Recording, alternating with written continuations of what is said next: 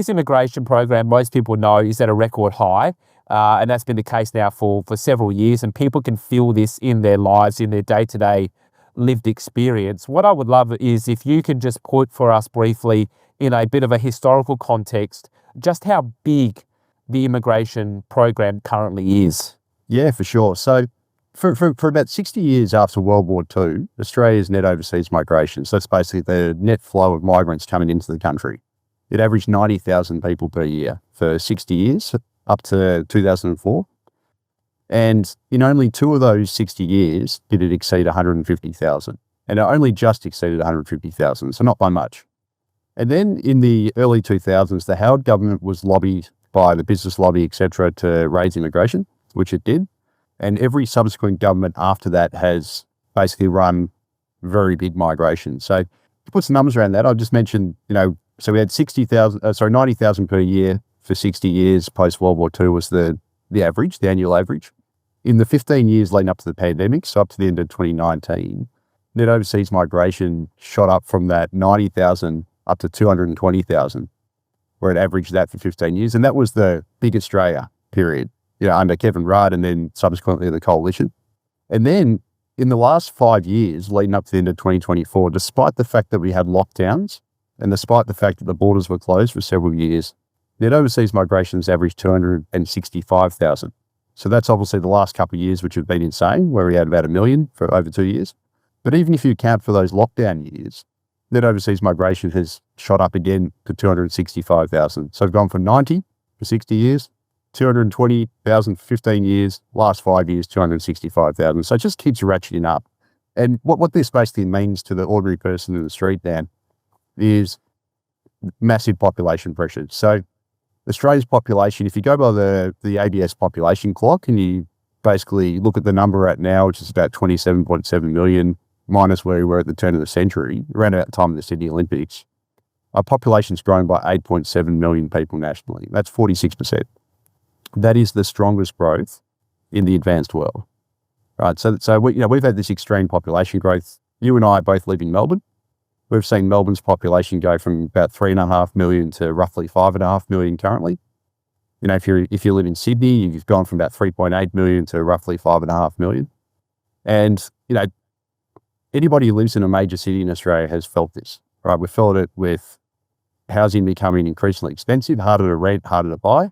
Also poorer quality, because nowadays, people have to live in apartments instead of houses. It's further out if you want a house.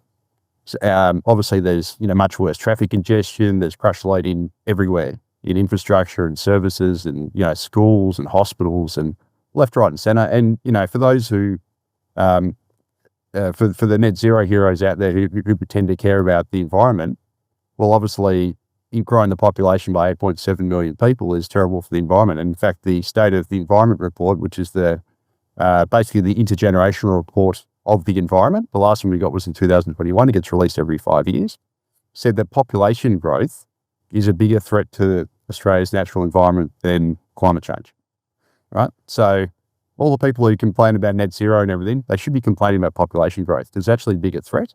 And obviously growing the population by 46% this century makes it a lot harder to meet net zero.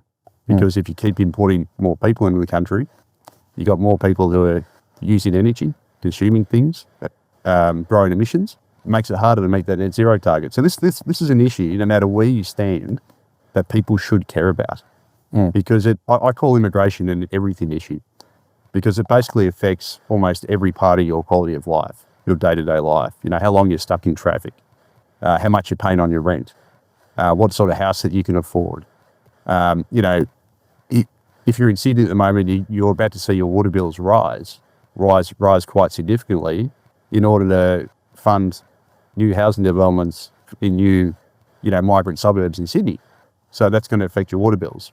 To keep up with this population growth, we're also now desalinating water in major cities. That's a cost. There are costs left, right and centre for this mass immigration. And effectively, the federal government loves running this program because it collects about 80% of the tax revenue. So the feds love big migration because it makes the economy look stronger than it is. So at the moment, Australia's GDP has been growing very, very poorly, but it's been growing. But if you actually look at it a per person basis, we've had 9 quarters out of the past 11 where per capita GDP has gone backwards. So it's a way for the government to basically gloss over the fact that the economy is weak. They just import more people in the country that, people buy things, they create economic activity, it grows the pie, but everyone's share of the pie is actually getting smaller. And at the same time, the federal government also loves high immigration because it collects all the personal income taxes, which if you import the number of people, if you import more people, you get more workers, they pay income tax, the federal government gets that. They also get more company taxes. If you're a Harvey Norman, you got more people to sell to, you make more profits. But the cost of population growth then falls on the states who are drowning in debt. They've sold off everything they can. They're drowning in debt, especially if you're New South Wales and Victoria has to build all this stuff to keep up the migration. You go into massive debt. It also then puts costs onto you and I, not just all the things I've just talked about, but also, if you live in Sydney or Melbourne and you've had to build a new toll road in order to keep up with this population growth, well, then now you're paying tolls when previously you didn't have to. So if you're a resident in Sydney, at the turn of the century, you had about 2 toll roads. You had the Sydney Harbour Bridge and Tunnel, if you count them as one, and one near the airport. Now you've got about a dozen toll roads around Sydney. And you can't drive around Sydney without having to pay money to Transurban. And that's another symptom of this high population growth because the state governments had to build all these tunnels and everything to keep up with population growth.